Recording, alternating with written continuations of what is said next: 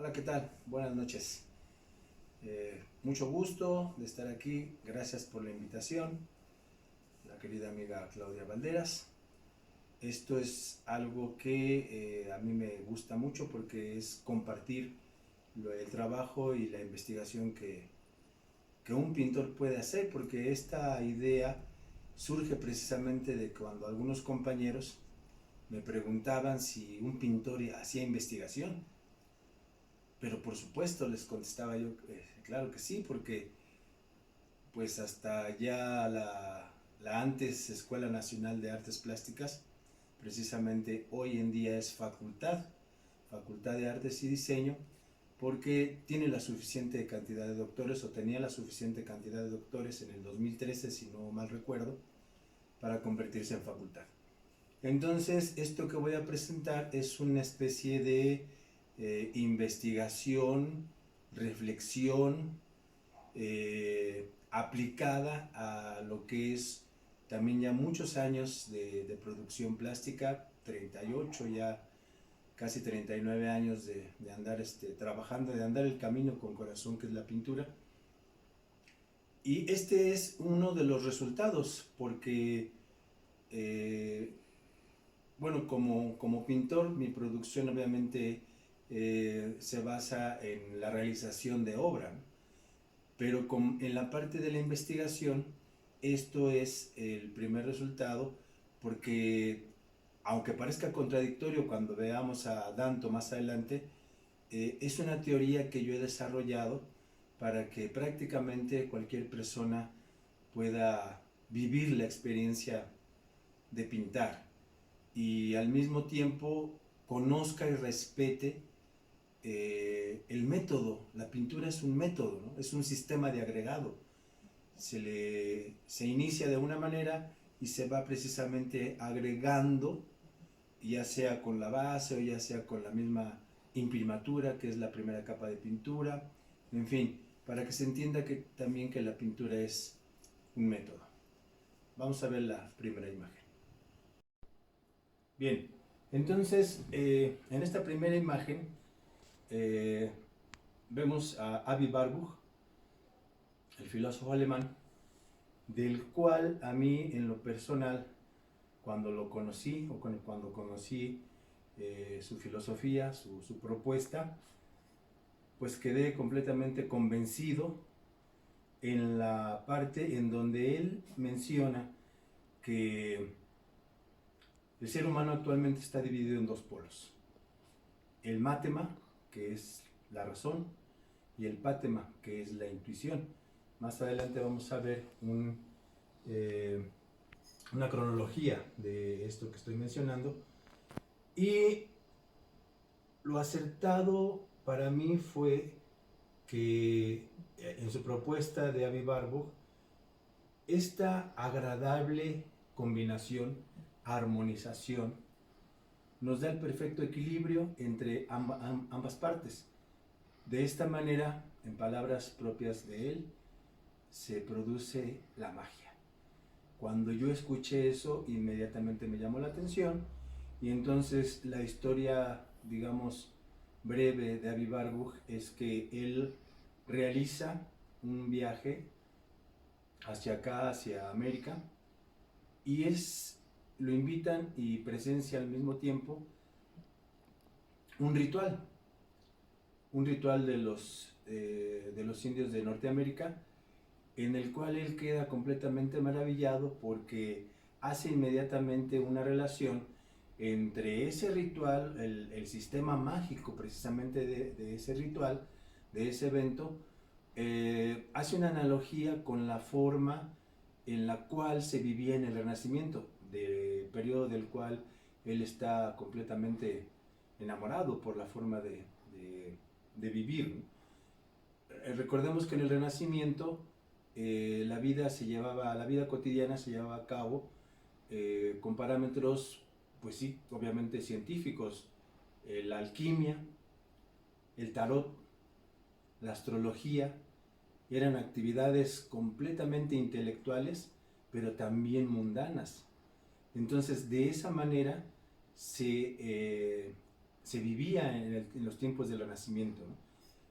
Recuerdo bien el diplomado que cursé con el filósofo Eduardo Ceballos, del cual vamos a ver esa cronología del mátema y el pátema, que se llamó Arte, Arquitectura y Magia en el Renacimiento. De entrada ya el título era muy atrayente, ¿no?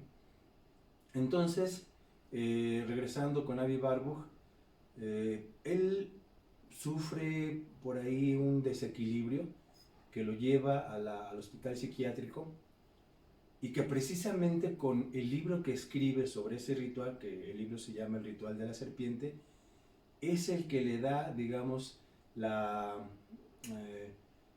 sanación, o lo presenta ante los médicos de ese hospital psiquiátrico, y deciden darle esa sanación, la libertad, pues, que él haya salido del hospital.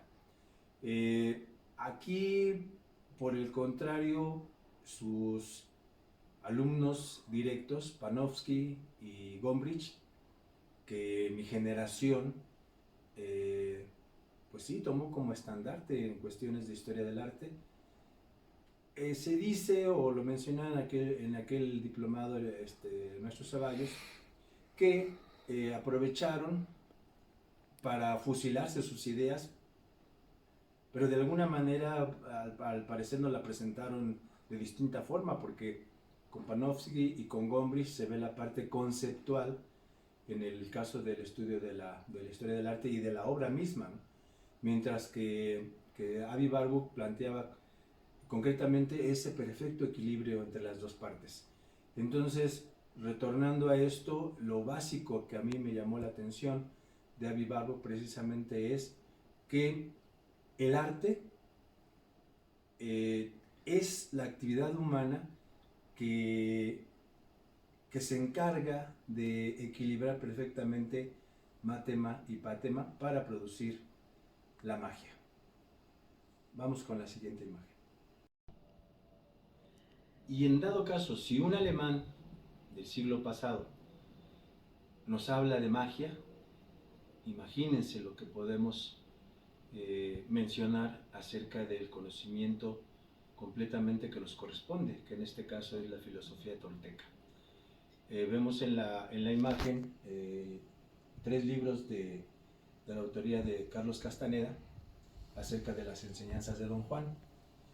Quiero mencionar, antes de empezar a hablar sobre Don Juan, aquel curso que tomé con la doctora Mercedes de la Garza, que pues es junto con el doctor Tomás Pérez son la punta de lanza de los investigadores acerca de las culturas nahuas y mayas. El curso, si no mal recuerdo, se llamó El chamanismo entre los nahuas y los mayas.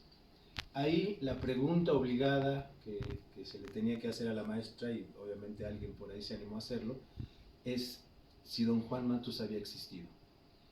Ella no dudó en responder que sí, claro que sí, y que todo lo que Castaneda había escrito en los 12 libros, que son los que yo conozco, era verdad.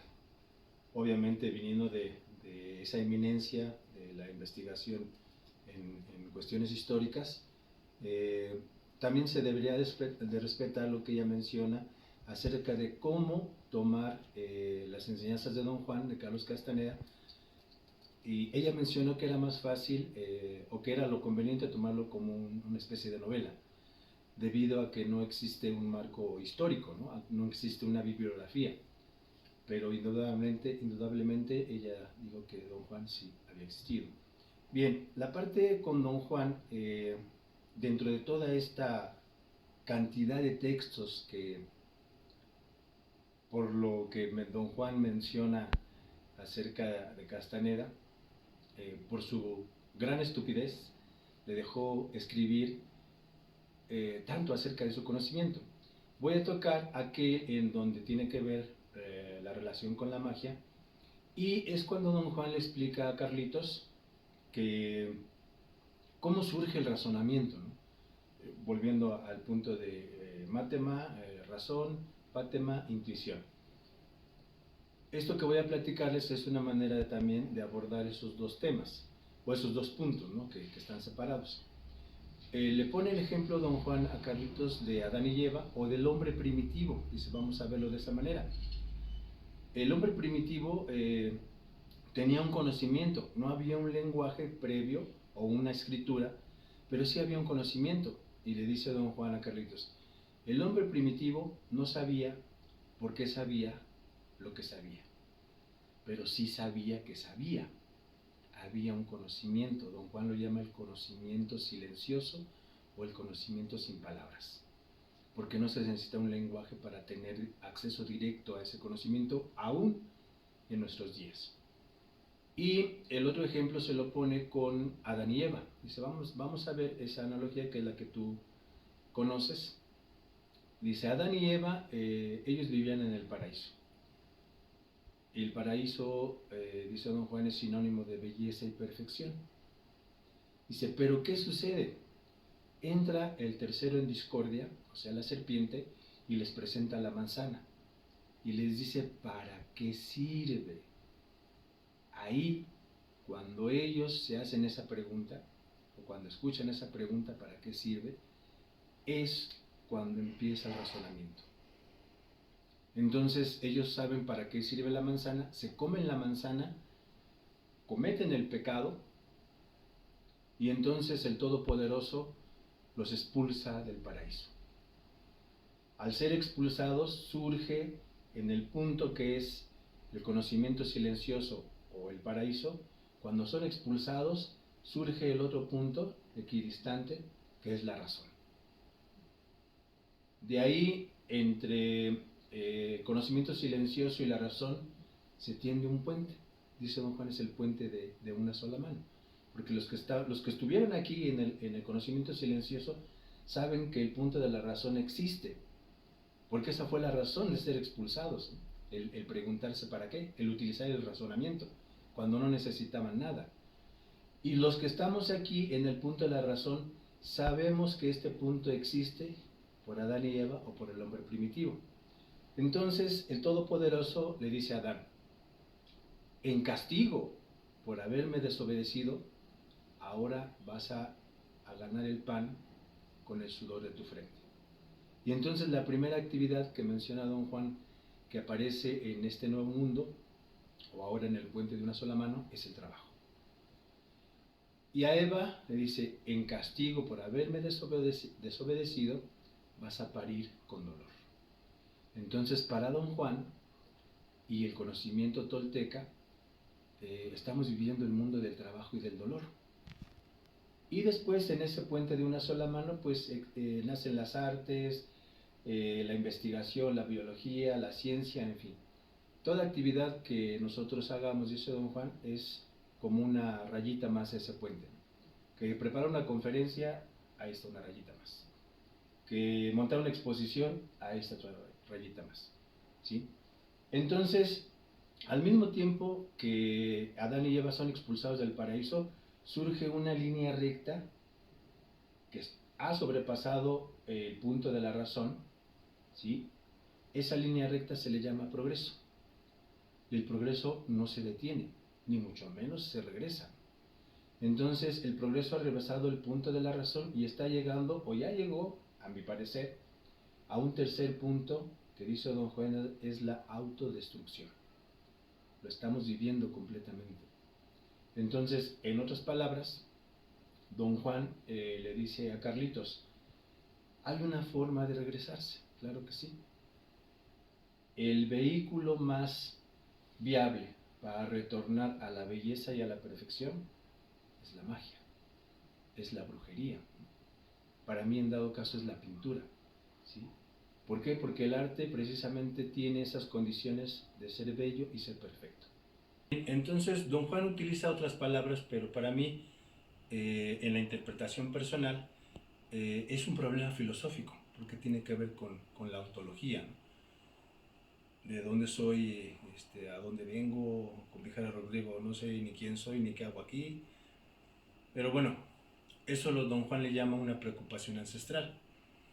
Y dice don Juan, no se sabe qué es lo que hace el hombre aquí, pero sí tiene una tarea, y lo llama Don Juan la tarea del ser humano, que tiene 4 disposiciones. Como paréntesis, el número 4 para Don Juan y para los toltecas representa el número de la perfección. El número 3 representa el número del cambio. Entonces, casi todo lo que la filosofía de Don Juan, la filosofía tolteca plantea, viene en 4 apartados, ¿no? En 4 disposiciones, como lo llama él. La primera es el deber.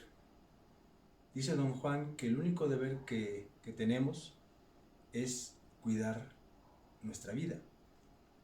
Si yo cuido mi vida, estoy cuidando la de ustedes y estoy cuidando la de este planeta que está vivo y está consciente como cualquiera de nosotros. Ese es el único deber, cuidar nuestra vida.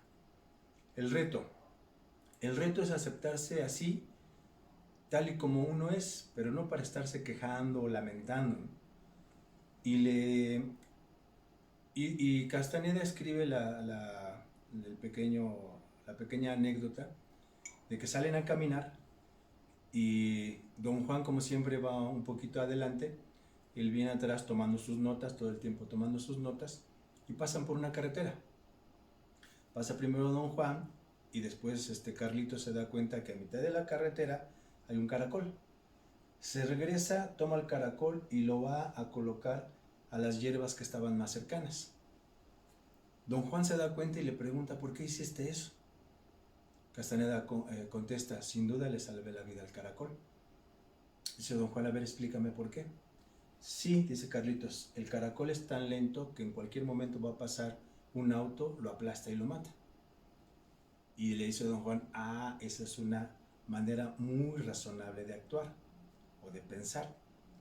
Castaneda pregunta: ¿acaso hay otra, Don Juan? Dice: claro que sí. En primer lugar, tú debiste pensar que ese caracol viene luchando por su vida y viene huyendo de un depredador que estaba en las hierbas donde tú lo fuiste a dejar. Entonces el destino de ese caracol era morir en las fauces de ese depredador, porque un idiota como tú se atravesó en su camino y lo desvió del mismo. Castaneda pregunta: ¿qué tengo que hacer? Muy fácil, ¿sí? Primero, pensar que el caracol viene luchando por su vida, y lo único que puedes hacer por él es desearle el bien. Según Don Juan, nadie le hace nada a nadie, pero tampoco nadie puede hacer nada por nadie. El cambio es personal, y para eso le explica el arte del acecho, que ese es otro tema, nos llevaríamos otro tiempo. Entonces la moraleja del cuento es: tengo que aceptar al caracol tal y como es, y aceptarme a mí mismo y a cada uno de ustedes tal y como son, porque no puedo. O la pregunta, como dice Don Juan: ¿qué es lo que quieres cambiar en una burbuja de luz, que es lo que somos todos los seres humanos? Esa es la moraleja, aceptarnos así tal y como somos. La tercera es la magia.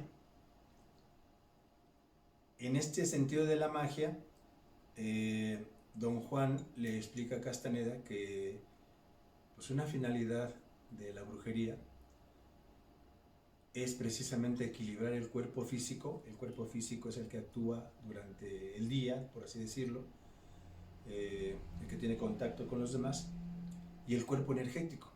El cuerpo energético es el que actúa durante el sueño.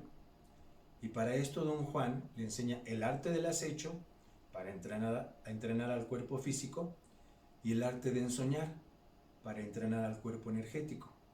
Llega un momento que estos dos cuerpos se van a fusionar. Se llama la totalidad de uno mismo. Esa es la magia en el ser humano. Y la última, la cuarta disposición, es la gracia. En las narraciones de Carlitos, todo el tiempo los guerreros, en este caso los nahuales, y los componentes del grupo de Don Juan y de los demás nahuales, el nahual Julián, el nahual Elías, en fin, siempre están de buen humor, siempre están riendo, siempre están jugando, porque Don Juan claramente dice: mientras que nuestro destino se cumple, lo único que tenemos que hacer es reír y gozar. Entonces, si uno actúa de esa manera, impecablemente, está de buen humor, obviamente va a crear alrededor de sí una atmósfera muy, muy favorable. Esa es la tarea del ser humano. Vamos con la siguiente imagen. Bien, vimos ya a Avi Warburg, la propuesta del equilibrio para generar la magia. Vimos a Don Juan, que por medio del procedimiento del conocimiento silencioso y la filosofía tolteca, el regreso a la belleza y a la perfección, también es por medio de la magia, la brujería. Ahora vamos al mundo contemporáneo porque es importante, recuerden que estoy hablando de una teoría personal, ¿sí? Entonces, Danto es uno de mis autores favoritos, si vemos de reciente desaparición, es decir, la aportación de Danto es completamente actual, ¿sí? Y a mí lo que me llama la atención en el libro de El fin del arte y el himne de la historia es que menciona que en los años 60 termina precisamente la historia del arte, o bien los movimientos, los ismos, ¿no? El impresionismo, el abstraccionismo, el futurismo, en fin, ya no hay arte, y menciona a Andy Warhol cuando presenta su famosísima Brillo Box, que no es otra cosa para mí, en lo personal, la representación del consumismo, ¿no? de esta época que estamos viviendo, que en las palabras de Paul Klee, él decía que la modernidad no es una época, sino es una concentración, un pueblo, por así decirlo, que se jacta de avances científicos y tecnológicos, pero que es incapaz de satisfacer las necesidades del ser. La pregunta sería, si el arte, según Danto, termina en los años 60, ¿qué es lo que tenemos ahora? Bueno, él lo menciona, que es cuando inicia el mundo contemporáneo, y la base del mundo contemporáneo, según Danto, es la reinterpretación. Entonces, el artista queda libre, queda en libertad, porque entonces ya no tiene por qué ponerse etiquetas. ¿Qué sucede cuando terminan los sismos? Bueno, cuando terminan los sismos, terminan también los legados legitimatorios, es decir, en este caso los manifiestos, ¿no? los famosos manifiestos, que eran los que tenían las bases y los lineamientos para que los pintores que quisieran participar en esos movimientos se tenían que ajustar a estos lineamientos. Entonces, el artista queda completamente libre, ya no tiene caso por qué ponerse etiquetas, es decir, yo ya no me pongo en la frente que soy impresionista, que soy futurista, no. En mi caso personal, puedo decir que yo soy ecléctico, porque precisamente en la pintura he encontrado la mayor libertad que yo podía imaginar que existía en la vida, ¿no? Por eso no sigo tampoco ningún lineamiento. Podemos, más adelante les puedo pasar el link del blog para que vean ustedes algo de lo que estoy diciendo. Bien, entonces, si el arte termina en los años 60, ¿qué tenemos en este momento? Tanto dice algo muy sencillo. Tenemos prácticas artísticas. ¿Tienen ventajas y tienen desventajas? Claro que sí. La primer ventaja, por así decirlo, que él menciona es que es incluyente. Es decir, todos somos parte del arte contemporáneo. ¿Todos podemos hacer arte contemporáneo? Sí. Desventaja es que precisamente se pierde esta parte plástica, ¿no? El oficio, ya prácticamente pues, los pintores jóvenes saben muy poco o nada acerca del oficio, sobre todo con estos términos que se han acuñado últimamente de los pintores emergentes, por así decirlo, que pues conocen muy poco o no conocen nada acerca de la estructura de la pintura, del oficio, de la aplicación de las matemáticas, en fin. Eso sería una especie de desventaja. Pero también lo interesante con Danto es precisamente que él hace, para mí, muy fácil la percepción, la asimilación, el entendimiento de lo que está pasando con el arte contemporáneo. Y lo plantea de la siguiente manera. para que el arte contemporáneo se dé, tiene que haber 3 factores. Recuerden que don Juan decía que el número 3 es el número del cambio. El sujeto, el objeto y el contexto. El contexto va a ser completamente determinante. Voy a mencionar el ejemplo de Marcel Duchamp, cuando de una forma pues crítica o digamos hasta de burla para sus compañeros, decía, bueno, estos están firmando como arte cualquier cosa. Entonces, repito, como crítica o como burla, lleva el minguitorio y lo presenta como obra de arte. Sujeto, objeto y contexto. Es decir, yo en el sujeto, yo como sujeto, como hombre artístico, ¿cómo voy a hacer que un sujeto, digo que un objeto, que no lo es, lo sea? Ah, sencillo, lo voy a cambiar de contexto. Entonces, eso es lo que sucede. Cambia el minguitorio, lo lleva a una sala de exposición, le pone una vitrina, le pone una luz directa, en fin, como si fuera una escultura. Y entonces, ¿qué sucedió? El minguitorio deja de ser un objeto dentro del baño para un uso específico. Ahora, con ese nuevo contexto, se convierte ya en una obra o una pieza artística. Es decir, se descontextualiza el objeto para darle un nuevo contexto y por lo tanto ahí es donde surge el concepto.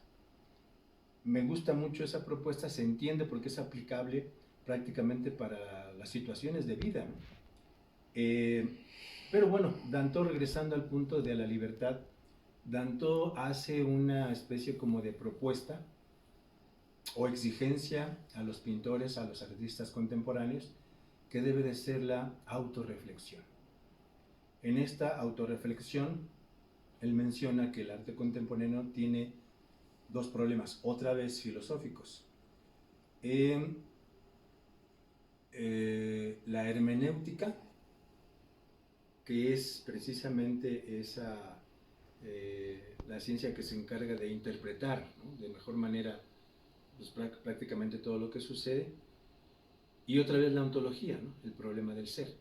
Entonces, por eso para mí la filosofía es muy importante.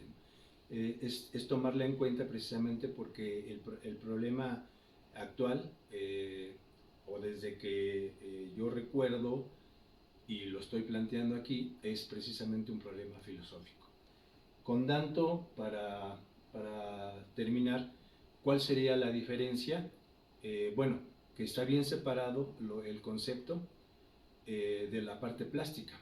Entonces, en el arte contemporáneo, siguiendo la propuesta de Avi Warburg, tenemos trabajos artísticos que se basan más en el mátema y no hay pátema, es decir, no hay plasticidad. La palabra plástico viene de los griegos y quiere decir que está hecho con las manos, ¿sí? Esto es lo que yo podría decir acerca de Danton, y su propuesta es que es puro concepto y no hay plasticidad en la mayoría de las cosas. Vamos a la siguiente imagen. Bien, ya lo había mencionado antes y aquí tenemos la cronología del mátema y el pátema, propuesta por el filósofo Eduardo Ceballos en aquel diplomado ya mencionado. Es muy interesante la visión del maestro Ceballos porque precisamente pone en esta cronología los puntos en donde mátema y pátema o han estado más cerca o completamente unificados otra vez. Recuerden que la propuesta filosófica es que es la agradable combinación, no el porcentaje, no estoy diciendo que sea mitad y mitad, no, es la agradable combinación entre mátema y pátema. Como vemos entonces en la cronología, pues los clásicos, antes de Sócrates y Platón, el conocimiento era unificado, ¿sí? Mátema y pátema eran uno solo, así como los toltecas. Cuando entra Platón con la idea de separar el cuerpo del alma, ahí se realiza esta primera separación. Sin embargo, vemos que existen algunos movimientos que todavía conservan precisamente ese equilibrio. En este caso sería la tragedia, ¿sí? En la cronología, la imagen nos muestra cómo van avanzando, y a mí lo que me interesa mucho es que siempre, a pesar de que estamos viviendo, que hemos vivido prácticamente del lado matémico todo el tiempo, hay movimientos que mantienen la parte oscura, que mantienen la parte del patos, el pátema. El gnosticismo obviamente es uno de ellos, el helenismo, y a mí en lo particular siempre me ha gustado mucho el hermetismo. Hermes Trismegisto, el 3 veces grande, porque él publicó lo que se conoce como la tabla esmeraldina, de la cual se dice que quien logre descifrarla va a encontrar el sentido de la vida, el porqué, todo aquello, en otras palabras, se resuelve el problema ontológico. ¿Quién soy y para qué estoy aquí? Y también escuché que Hermes narra que cuando Luzbel es expulsado, obviamente por rebelarse, la luz más bella, por rebelarse, es expulsado, y cuando cae a la tierra, es tan fuerte el golpe que se da que pierde la esmeralda que llevaba en su frente. Ahí empieza, según Hermes, el peregrinar de Luzbel. Se supone que la está buscando, su esmeralda, para volvérsela a colocar. El día que esto suceda, entonces sí vamos a saber lo que es algo catastrófico. Yo creo en lo personal que ya tiene varios años que Luzbel encontró su esmeralda y la estamos pasando muy mal. Más adelante, el personaje que vuelve a unificar el pátema con el mátema es sin duda alguna Jesús. Por eso es que hace estas pues maravillas, ¿no? De volver el agua en vino, multiplicar los panes y los peces, curar a los enfermos, en fin, todo aquello que sabemos que era capaz Jesús de realizar. Sin embargo, otra vez, encontramos aquí el cristianismo, lo mencioné con tanto ismo, ¿sí? Movimiento, legado legitimatorio, es decir, lineamientos. El cristianismo se encarga de separarlo, y nuevamente hasta el siglo XII, cuando se concretan los reinos, se unifican. Entonces empieza el Renacimiento, y uno de los protagonistas que menciona el maestro Ceballos, pues es la familia Medici.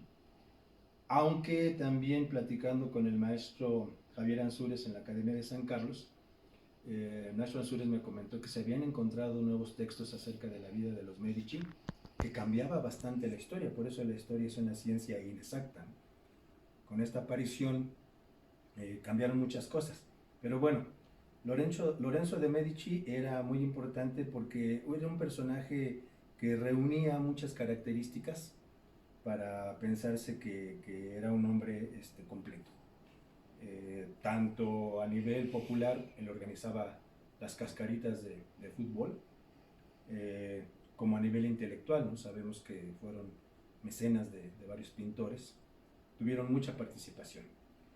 Pero después, en el siglo XVI, con la Reforma, con una de las cosas que pues no sé si hasta la fecha se lleven a cabo, me parece que sí, esto de vender los indultos y de hacer comercial la situación de la religión, la Reforma y la Contrarreforma, que en este caso Lutero pues protesta, ¿no? Completamente está en contra de aquellos nuevos lineamientos, en fin, se vuelve a separar el mátema y el pátema.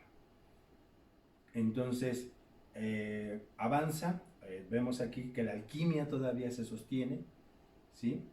El barroco es algo que mantiene también unido el mátema y el pátema, y en el siglo XVIII se acerca bastante para tener la última oportunidad en el siglo XIX con el romanticismo. Se dice que la figura más importante o el último gran hombre que ha caminado sobre la tierra es Goethe. Goethe es más conocido como, bueno, hasta donde yo he investigado, preguntado, Se conoce más como escritor por ser el autor del Fausto, pero él era científico, ¿sí? Sin embargo, también desarrolla una teoría del color, el triángulo de afectividad. Y miren que de entrada es muy bonito, ¿no? Triángulo de afectividad. Entre los tres colores primarios se generan los secundarios y los terciarios, sin necesidad del blanco y el negro. Ese también sería otro tema que estaría padre, estaría muy bien abordar, ¿no? El romanticismo estuvo muy cerca de volver a juntar Mátema y Pátema. Pero bueno, hasta donde yo entiendo, yo podría decir que en mi caso particular yo soy un romántico empedernido con matices renacentistas, porque una de las cuestiones principales con el romanticismo es precisamente la búsqueda de la libertad, ¿no? Es la exaltación de la sensualidad y ese escaparse de la realidad. Entonces estuvieron muy, muy cerca, ¿no? Después, bueno, pues ya vemos las flechas que están completamente separados. Estamos viviendo la época donde está completamente separado Mátema y Pátema. Por eso es que con esta preocupación ancestral me atrevo a proponer la siguiente teoría. Vamos con la siguiente imagen. Bien, pues entramos ya de lleno en materia acerca de esta teoría que propongo como medio de sobrevivencia, como solución. Ya ustedes dirán si funciona o no. Se llama la teoría del espacio angustiado. ¿Por qué? Hay una parte romántica, otra vez, acerca de la canción de Silvio Rodríguez que se llama Sueño de una noche de verano. En esa canción Silvio menciona la angustia y el horror. Y en el aspecto teórico del color está basada en la cuatricromía: el negro, el rojo, el amarillo ocre, el rojo óxido y el blanco. Para mí esa fue la primera teoría del color, que por ejemplo, para darnos una idea rápida, quien la maneja de una manera magistral, pues obviamente es Rembrandt. Esta teoría, esta cuatricromía, es muy bonito utilizarla porque precisamente la superposición, la transparencia de color, nos va a generar precisamente los otros colores, excepto el azul. Tiene que ver también con investigación personal que hice por allá por los 90s sobre el color sabor, la teoría de Henri Matisse, el color que huele, el color que sabe. También en aquellos tiempos revisé un poco a Demócrito, porque habla sobre la apariencia del color. Demócrito dice que en realidad lo que vemos como resultado del color es la acumulación de cómo se juntan los átomos, y según la posición de ellos es el color que se genera. Newton, por ejemplo, lo que menciona es que lo que vemos reflejado, la luz, un objeto refleja todos los colores excepto el que percibimos de él. Por ejemplo, unos zapatos rojos no tienen nada de color rojo, es el único color que no refleja el objeto. Bien, entonces, con esta idea de que el color huele, de que el color sabe, y también con Demócrito, él maneja una idea de la sensación de los sueños. Incluso les da una especie de sabor, por así decirlo. Como ejemplo, un sueño muy loco, él lo pone como con sabor amargo. Un sueño pues muy sentido, muy romántico, vamos a decir que se puede tomar como si fuera dulce. En fin, todos estos factores están interviniendo y generando aquí precisamente esta propuesta. Bien, se llama el espacio angustiado porque sale de la idea del doctor Ignacio Sosa, cuando por ahí hace 11 años, por ahí el 2010, también asistió a un curso en el CIESAS, y él menciona que cada 100 años está sucediendo algo muy fuerte en México que cambia el destino, que cambia la dirección. Sin embargo, esto que sucede mete o ha metido al pueblo mexicano en una angustia mortífera, pero también menciona que el mexicano tiene esa sagacidad, ese bits, esa chispa, para precisamente salir de las cosas. Por ejemplo, podemos decir, hoy ya comí, hoy ya la libré, ¿sí? Mañana no lo sé, mañana será otro día, quién sabe qué pasará, pero hoy yo ya la libré, ya la hice porque ya comí. Entonces el mexicano siempre se las ha arreglado para salir de esa angustia, ¿no? Es por eso que dije, bueno, yo como buen mexicano tengo que también hacer algo para salir de esta angustia. Y entonces lo pongo de la siguiente manera.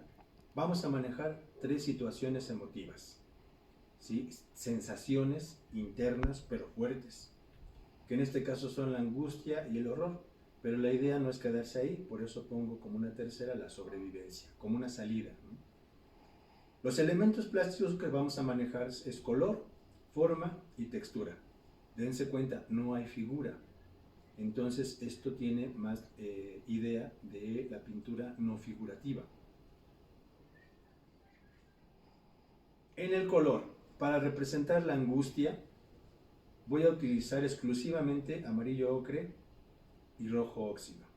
Las formas obtenidas de Demócrito que voy a utilizar son los cuadrados, los rectángulos y todas sus variantes, ¿no? Incrustaciones, tamaños, grosores, vacíos, llenos, en fin.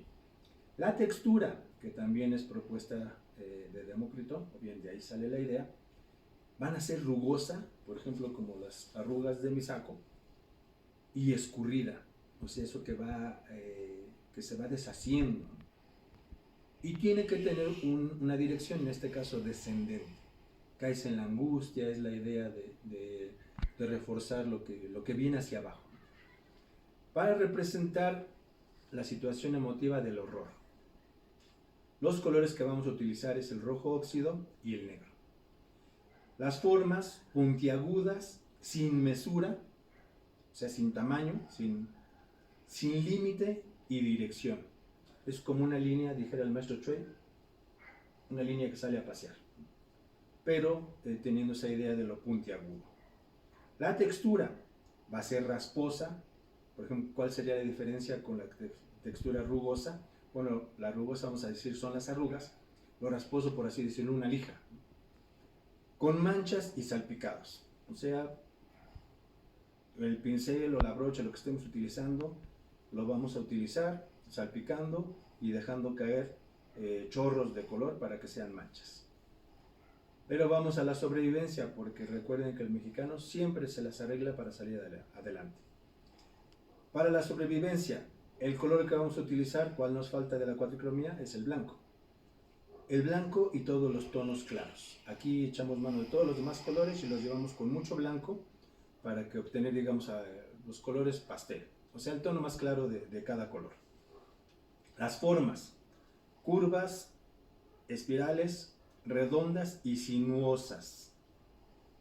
En la idea del diseño, una curva sinuosa para mí representa algo que va hacia arriba, que se eleva, ¿sí? Es la sensación que me causa. Entonces es una manera de salir, de sobrevivir.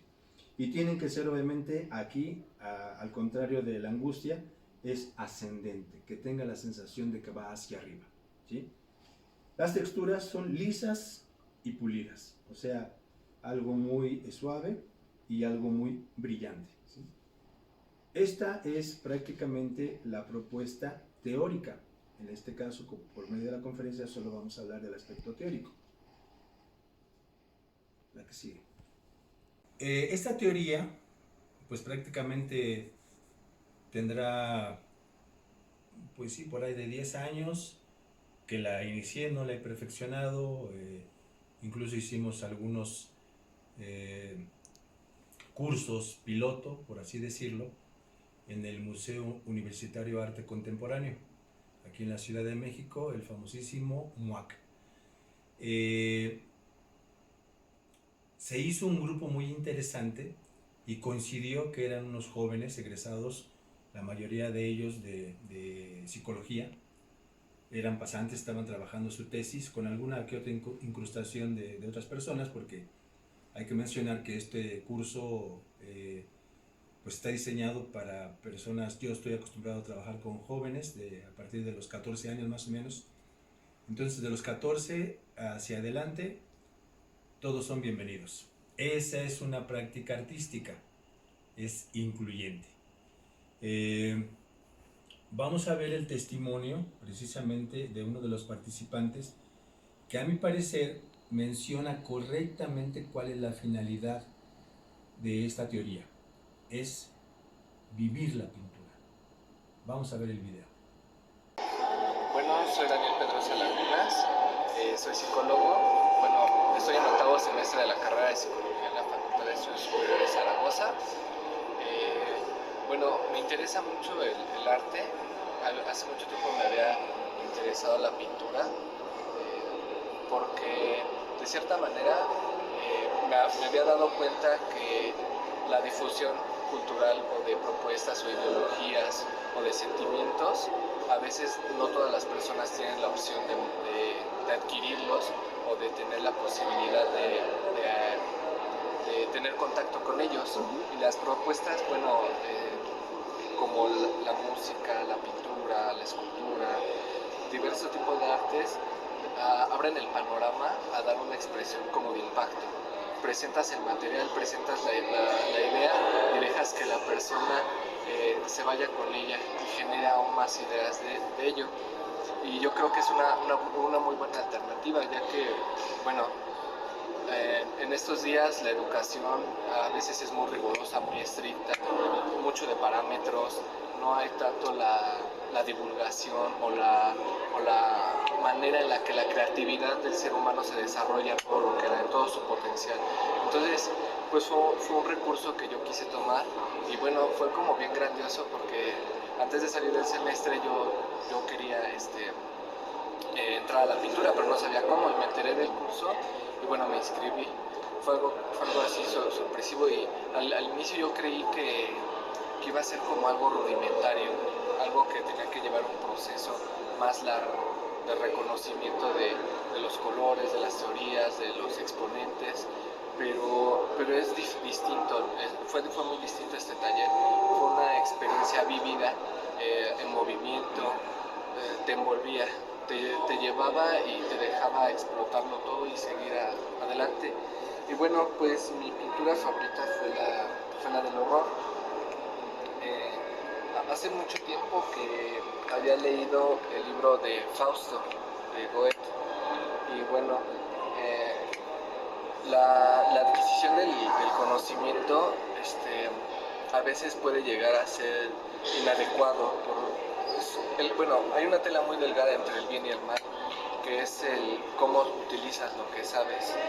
Y esa novela, cuando llegó a un punto, me dio cierto pavor, porque con el conocimiento viene una gran responsabilidad, que es la de tener una visión creativa y de creador, y de hacerse responsable sobre lo que se sabe y sobre lo que se tiene que proponer al mundo, y sobre lo que tú mismo, cómo tú mismo te construyes. Y durante esos días pues tuve una pesadilla en la que soñaba sobre diversas cosas, atrocidades que pasan en la tele, o que escuchas, o que lees. Y la representación, no la representación del sueño es esto, pero sí es el sentimiento que me provocaba ese sueño. Bien, pues para concluir, voy a leer, porque dijera el doctor Jorge Bouchot, que es para ser más puntual, estas que son las reflexiones de mi teoría y al mismo tiempo conclusiones. La teoría del espacio angustiado se refiere a una experiencia vivencial en un acto individual o colectivo en contra de la irremediable angustia de vivir. Ya lo mencioné con el doctor Ignacio Sosa, esa situación angustiante de cada 100 años en México, pero que el mexicano sale adelante.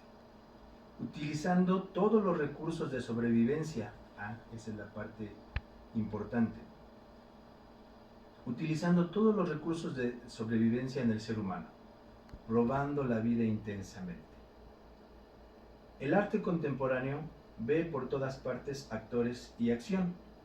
Así se origina la creencia de que todos podemos formar parte de él, que es lo que yo mencionaba que dice Danto, eso de ser incluyente, para que posteriormente podamos proyectar por medio de la teoría del espacio angustiado la creación misma de nuestro ser interno, como lo decía Daniel en el video, esa parte interna, eso que surge, el síntoma, el primer impulso. Lo que valida una interpretación es la experiencia, la vida, el instinto, la voluntad, esta última concebida como afirmación instintiva de la vida. En esta teoría, la única salida es hablar de la experiencia con el lenguaje de la experiencia o comenzar la educación por el cuerpo y su lenguaje silencioso. El final del olvido de nosotros mismos. La filosofía plantea que la pintura es un recordatorio de vida y muerte porque precisamente oscila entre ambos puntos, otra vez estos polos opuestos que son complementarios. ¿Por qué? Porque yo como pintor sí me siento en ambos puntos en algún momento, y entonces a lo mejor es cuando más intensamente me pongo a trabajar. Cada vez que recreamos es como darle movimiento a uno de nuestros fragmentos disecados, o sea, recuerdos, y al mismo tiempo ofrecer la oportunidad de encontrar una nueva forma de sobrevivencia. Como decía Don Juan, la pintura para mí es la más viable para retornar a la belleza y a la perfección. Debido a que en algunos casos la vida ha sido construida sobre el resentimiento y el rechazo, dice Don Juan que la vida no es ni buena ni mala, la vida es muy dura y a veces es el horror mismo.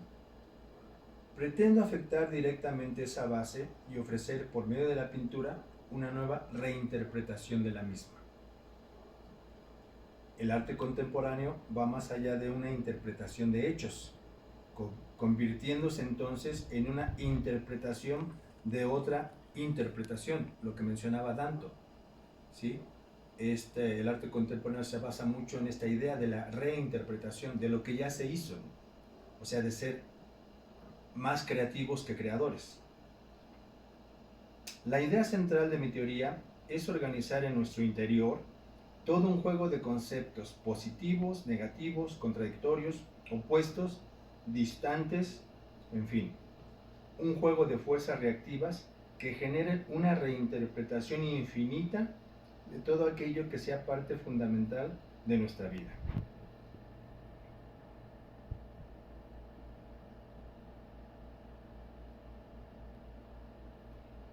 El revivir lo ya pensado es simplemente volverlo a pensar, y tener la oportunidad de manifestarlo plásticamente puede ser una forma de sobrevivir, de salvarse y equilibrar el terror de ser hombre con el prodigio de ser hombre. Aquí, por ejemplo, Don Juan le enseña a Carlitos una técnica que le llama la recapitulación, que es precisamente para recordar un evento clave en la vida, regresar ahí y traer la energía positiva que se quedó, la negativa, ahí se queda. Pero vamos en este ejercicio de recapitulación por la energía positiva. Y es muy sencillo, es sentarse cómodamente en el piso, recargarse en un objeto de madera, cruzar las piernas como si fuera flor de loto, las manos sobre las piernas, y debemos de vaciar los pulmones de derecha a izquierda. Se vacían los pulmones con los ojos cerrados, llegamos al lado izquierdo y al mismo tiempo, sincronizando movimiento de cabeza con el llenado de los pulmones, tenemos que llegar al hombro derecho con los pulmones ya completamente llenos. Se hace el movimiento de barrido que menciona Don Juan y se vacían los pulmones otra vez, sincronizando cabeza y pulmones hasta que lleguemos al lado izquierdo y se repite el mismo ejercicio. Puedo mencionar rápidamente que yo he practicado varios de los ejercicios o de los movimientos de poder que menciona Don Juan y funcionan a la perfección. La salvación consiste en descubrir la violencia de nuestros actos y reinterpretarlos por medio de la utilización de fragmentos de forma, textura y color, los 3 elementos plásticos que menciono en mi teoría.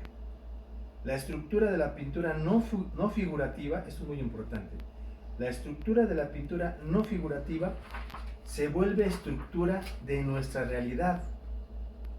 Si usamos el arte sin pensarlo, sin destruirlo, sin examinarlo, como mero medio de comunicación, entonces lo comunicado no será nuestra vivencia, sino nuestro pensamiento, experiencias y sentimientos incluidos en una realidad. Conclusiones o conclusión. La propuesta de mi teoría es volver a la naturaleza misma de las cosas. Entendido así, el ser humano tiene que fusionar su parte espiritual con lo natural, hacerse compañero partícipe de las fuerzas de la naturaleza, para que la distinción entre ser humano y naturaleza deje de existir a través de la aceptación, incluido el lado terrible de la vida. La voluntad de pintar es, en definitiva, la voluntad de vivir. En la tragedia de ser pintor, no pretendo la asimilación de las cosas a través del terror, ni el rechazo de la vida, sino la afirmación y la admisión valiente de las contradicciones de la vida misma. Muchas gracias por su atención.